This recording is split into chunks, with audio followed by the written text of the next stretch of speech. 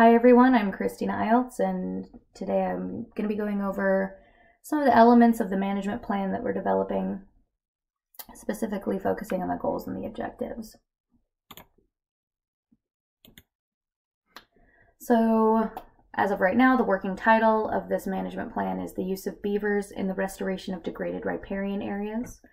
And I'll be going over the vision statement, potential stakeholders, and the objectives and goals of this plan. So let's start with the vision statement. The vision statement, again, this could be a working statement, but right now it's essentially restoring nature by applying nature. And that kind of covers the idea that we want to utilize nature's own tools for healing and restoration to make it hopefully lower cost, lower maintenance, and have a very good tangible result. Potential stakeholders that could come up in this project, any of this, whether it's focused on one site or becomes more of a programmatic approach, we'll have to consider that there will be many different avenues of and potential stakeholders because of the fact that waterways in particular follow no political or legal boundaries, and we'll have to make sure we have good, clear ideas of who we want to include and why, and sort of the amount of involvement from each of them. But depending on the site, if it's anywhere in Southwest Washington or if it's focused on a county, that'll vary what they look like. So let's start federal, which includes USACE, which is the Corps of Engineers. Other possible entities could be Bonneville Power Administration, the Bureau of Indian Affairs, depending on where the location of the site is.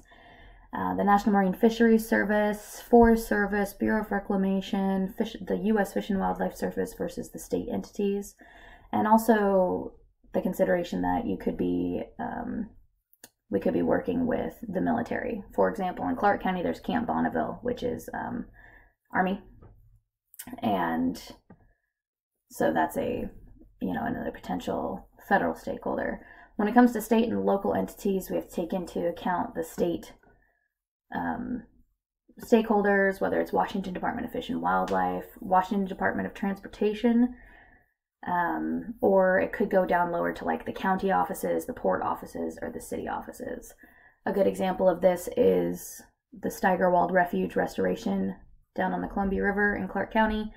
Includes the Port of Camas and Washougal, the City of Camas, Clark County, and so it covers a lot of different state agencies. And when it comes to other partners or sponsors, the type of entities to look into are anything from like more the large-scale, well-known societies like the Audubon Society, the Nature Conservancy, or more local venues such as the Lower Columbia River Estuary Partnership, or refuge stewards, those type of agencies. But also, we also have to make sure we look into our landowners in particular, especially just residential areas, and then also the right-of-way holders. Another good example with the Steigerwald restoration is Burlington Northern Santa Fe Railroad holds a right-of-way across that because of the track goes right across the area. So they are involved in that project as well, to make sure that they are looking out for their own agendas and well-being of their company as well.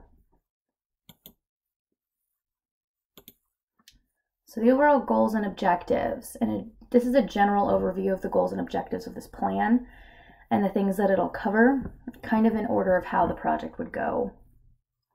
So first, there would be preparation of the restoration area.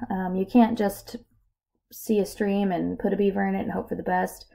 In order to get this goal accomplished, you want to make the restoration as effective and quick as possible, and you do that through some prep work, including removal of invasive species, making sure there's plenty of foraging material for beavers. It has to actually be suitable beaver habitat in order for them to restore the area, and that also includes things like trash cleanup, and putting up any fencing or signage that's going to mark it as a restoration area.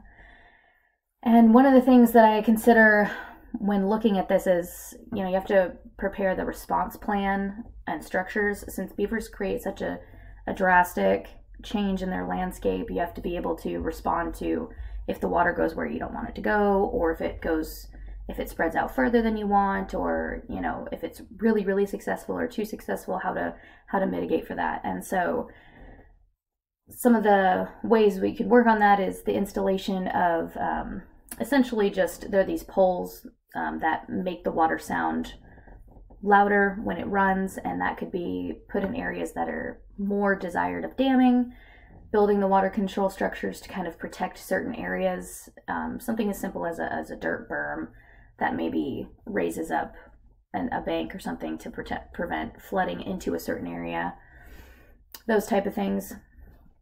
And then once you have all that kind of in place, then you actually place your beaver, and that is essentially putting the tool for restoration into the area that's needed. And a good way, I think, to accomplish this goal is to work on a relocation program for beavers from what's so-called problem areas, like say a residential area that's flooding, or a rancher or a farmer who doesn't want his fields flooded. Relocate the beaver from those areas, and that would require coordination across different agencies and so on and so forth, but it could be a very useful tool. And then another goal is developing a programmatic approach through this plan. So basically being able to take the idea of just adding a beaver to it and having it be streamlined and standardized, and to have built-in responses and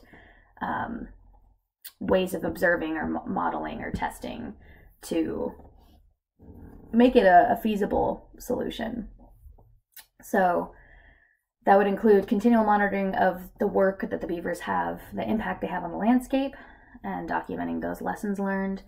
And that would include data analysis, which is water quality and soil testing, plant and wildlife surveys, mineral mapping and aerial photos, hydrologic surveys, and those type of things to get all that information into the development of a programmatic.